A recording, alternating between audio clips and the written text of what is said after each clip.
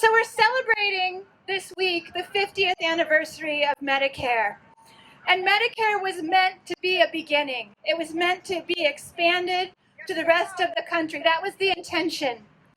Instead of that, 50 years later, what are we seeing?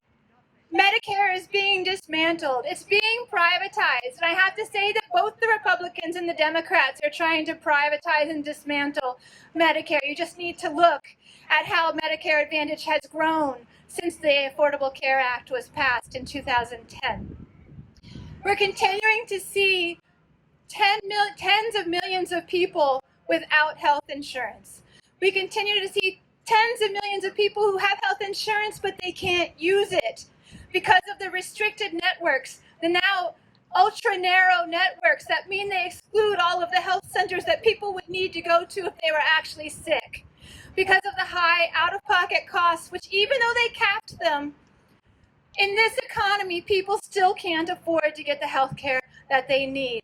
So our fight continues. We have to understand that the ACA is a traditional neoliberal model of healthcare, a market-based model of healthcare that is destroying our public health systems, funneling public health dollars to the tune of hundreds of billions of public dollars directly into the hands of the private insurance corporations.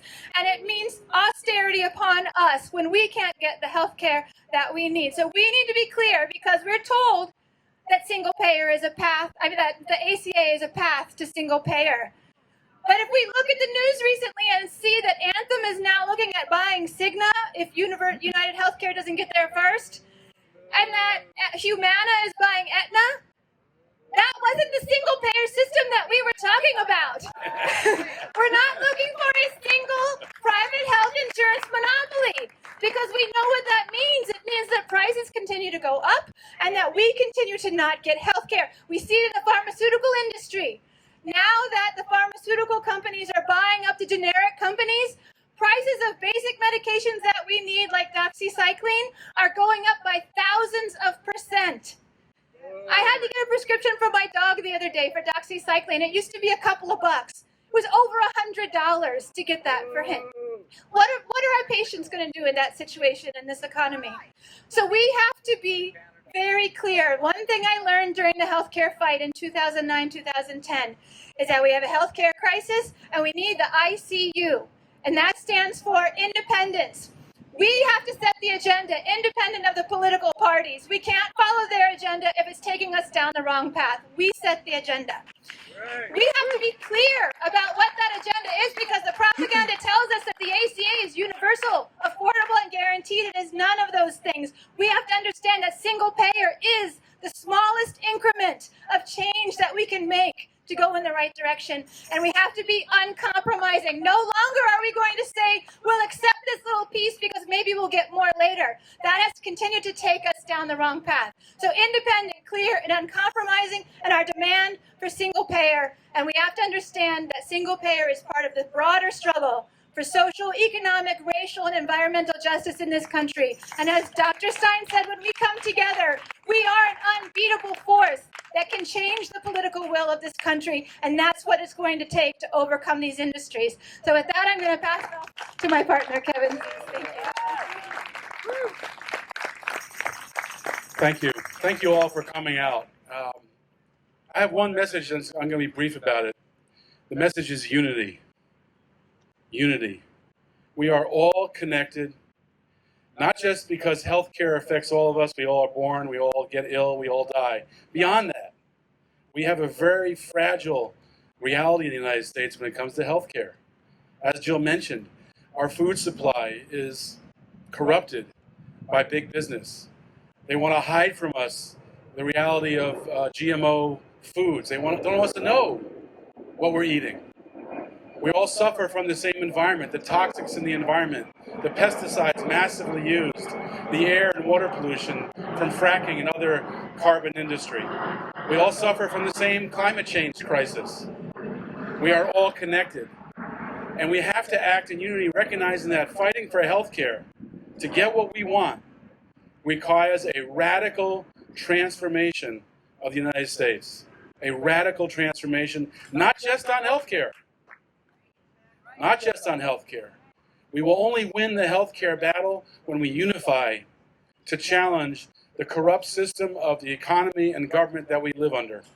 And I say under because this is an oligarchy. It's a mirage democracy with rigged elections, and we get hypnotized by the media that puts out the elections on a day-by-day basis, having a poll fight now, almost 2 years from the election, 9 months, 8 months from the primaries. I know many right now are focused on Bernie Sanders. Frankly, I think that's a mistake. Who voted for the ACA? Bernie Sanders did. Who voted for the ACA?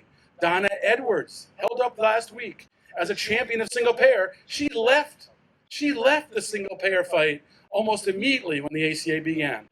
How can we trust her when she runs for the Senate? Even John Conyers, the lead sponsor of the single payer bill, left us because of his partisan politics, and then lied to us and repeated the lie over and over again that the ACA, that Obamacare was a step towards single payer. That is such an obvious lie. It's the reverse. We're going in reverse. There are many issues that unite us, and they challenge the system of privatization, the system of deregulation, the system of neoliberal economics that promises us austerity and promises big business wealth. One of those battles that is right in front of our faces right now that we have to unite on is stopping the Trans-Pacific Partnership and other of these Obama trade agreements.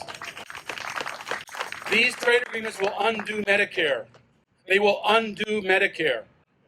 They will undo single-payer programs around the country, around the world. We're seeing right now this weekend, we saw in Hawaii at the negotiations, they were unable to reach agreement. One of the key reasons was because the Obama administration is pushing immense profits to the pharmaceutical companies, requiring evergreen patents, doing away with the power of generics, requiring that all sorts of health services are privatized and commodified. The countries that are saying no are the single-payer countries around the world who know that if that becomes reality around the world, their systems will be destroyed. They are the shining examples of what's right in the United States, and its bullying, neoliberal, vicious capitalism is forcing these countries to destroy their own healthcare when they have healthcare that works and we have healthcare that doesn't.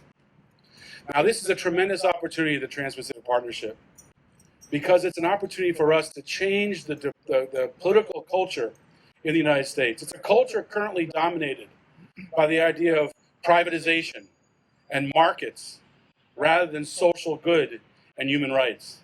We have the chance to change that. But as I said, the one word I want to leave you with is unity. Because the only way you're going to fight these tremendous transnational corporations that are unified, pushing for the TPP, for the TAFTA agreement with Europe, for TISA, the Trade and Services Agreement, that will privatize not just Medicare, but our postal service.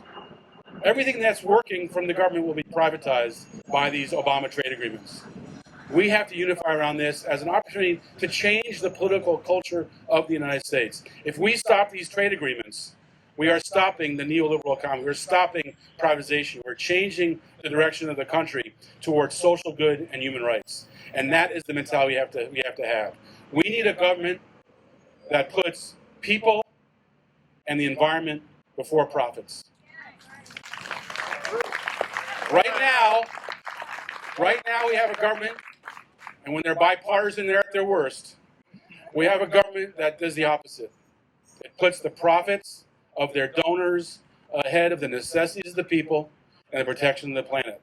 It's our job to reverse that, and the only way we're going to do so is in solidarity. So please, if you're not a part of Popular Resistance yet, I urge you to visit the website popularresistance.org and sign up, because we are organizing a broad coalition to stop these trade agreements and reverse the direction of the political zeitgeist of this country. So go to popularresistance.org, sign up, and get involved in this TPP fight. It's probably going to happen next year during the election year, and it's a tremendous opportunity for us to spotlight the misdirection of the country and begin that radical transformation that is essential for us succeeding on this issue and on so many others. Thank you all very much for coming out. Thank you.